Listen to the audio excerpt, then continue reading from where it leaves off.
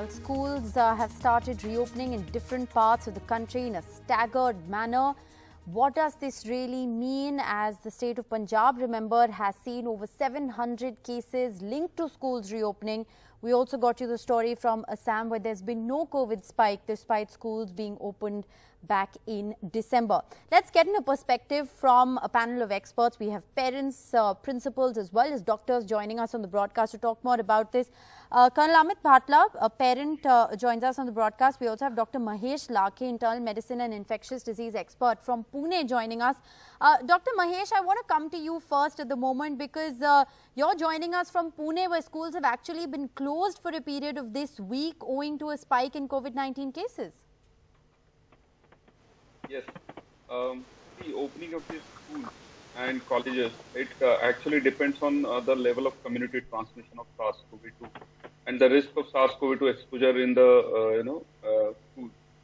And this decision should be guided by information on the school-specific factors, such as your mitigation strategies are implemented or not, local needs.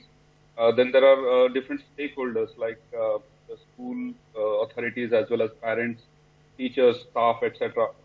And also you need to have the classroom first strategy. So it meaning like only instructions, whatever given school, are to be a top priority rather than other events and activities. So if you see the community transmission in recent times in Pune as well as in parts of Maharashtra has gone up, and that is why it is a dynamic decision. Basically should be taken depending on the community. It is a dynamic decision, and this dynamic decision has also left many parents with many questions. We have Dr. Mandeep Bhullar, who's also a parent, joining us on the broadcast. Dr. Bhullar, what's your take on kids going back to school? Because there are many parents who are very divided. While they believe that classroom education is imperative, online education can't replace what you can learn in a class, they're also extremely worried about the COVID spike like the one we're seeing in Punjab. Yes, of course. This is a situation where we all parents are left in a dilemma. We agree that nothing can replace the physical classroom. But the fear, the concerns that we have as parents, like what are the children going to do when they enter the class? Are they going to keep themselves safe? And these are the questions that keep haunting our mind as a parent. Of course, I believe that it's been a year and students and children have not gone to school. This is a really unprecedented situation, but there's a lot of fear. We think when my child goes to school, he had gone to attend a weekly in school, and I was all the time upset. I was thinking he would touch the walls, he would touch somebody. So there is a lot of concern, but yes, I think there has to be an in-between track wherein administration should find out a midway, whether children should go, how they should go, should it be in a slot system, and keeping in mind all the precautions. So I think a lot of effort has to be made on this to keep this situation normal in the not so normal era. Well, it's a very tricky balance, isn't it, Doctor? Okay, we'll come back to you, Doctor, in just a bit, but let me go across to Mr. Bhatla. He's a parent as well, and I believe that you're still deciding whether or not it's safe for your kid to go back to school. Rishika ma'am, good evening, and firstly thank you for this coverage on this very important topic. At the outset, firstly I would like to convey my gratitude to all the teachers, the principal and the school. I must say there has been tremendous effort in the past 1 year to get the online system functional. Now the schools are reopening, but what we have to understand, it has to be an optional exercise. You cannot have children to be forced to the school without the consent of parents, and it cannot be a mandatory requirement. Similarly, the option for exams and classes both have to be an optional choice which is to be given to the parents. Also, as the state administration must leave some choice to the school if they want to start offline mode, that is whether they have the resources, whether they have the provisions to make sanitization measures. Also for the teachers, ma'am, it is very difficult for teachers to conduct offline and online both. You can imagine a teacher sitting in class with 4 children sitting in front. She's explaining to them, then she's connecting online with children. So let the schools take a decision and let it be optional for the parents to decide.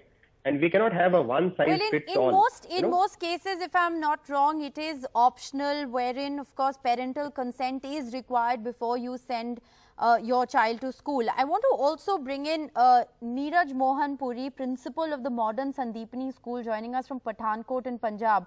Now, the worrying developments that we're reporting from Punjab in terms of these 700 cases, of students and teachers who've tested positive as a result of schools opening. How concerned are you about these developments, and what is the sort of protocol that's being put in place in Punjab? Because the Punjab government has said that they are not mulling closure of schools.